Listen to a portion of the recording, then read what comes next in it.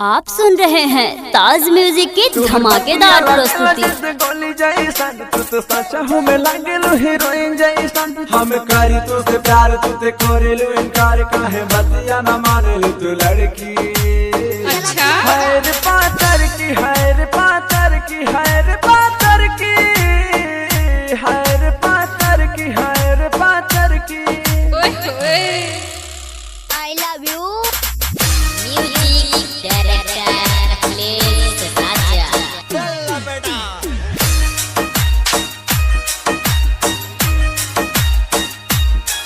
तोहर चेहरा लगेला जैसे चांद गोरिया तुझे दिलवा में बस गइलू जान गोरिया। तोहर चेहरा लगेला जैसे चांद गोरिया तुझे दिलवा में बस गइलू जान गोरिया। ऐसे करा ना गुमाने हमें बानी परेशान काहे बतिया ना समझले लड़की।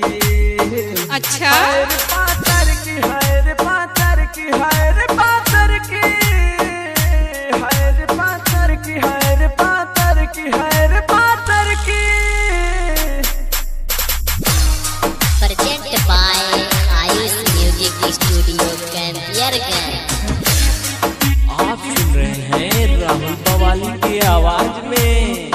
नींद रतिया में आवे नहीं हमरा के जब देखले बानी रानी तोहरा के। नींद रतिया में आवे नहीं हमरा के जब देखले बानी रानी तोहरा के। बानी हमहु बेचैन जब लड़ तोहर नैन दिल हमरो तोहार लिए धड़की। है रे पातर की है रे पातर की है रे पातर की है रे पातर की है रे पातर की है रे पातर की। Present by Taj music.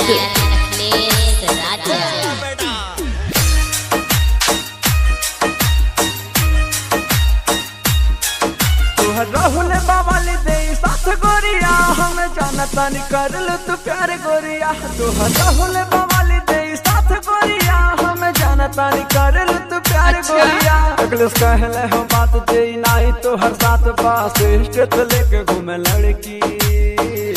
है रे पातर की है रे पातर की है रे पातर की है रे पातर की है रे पातर की है रे पातर की।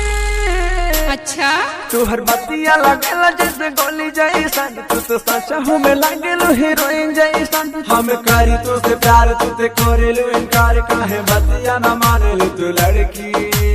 अच्छा है रे पातर की है रे पातर की है रे पातर की है रे पातर की है रे पातर की। I love you music director please राजा।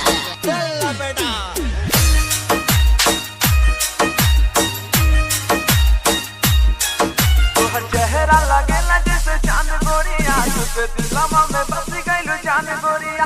तोहर चेहरा लगेला जैसे चांद गोरिया तुझे दिलवा में बस गइलू जान गोरिया।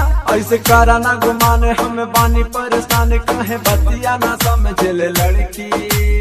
अच्छा है रे पातर की है रे पातर की है रे पातर की।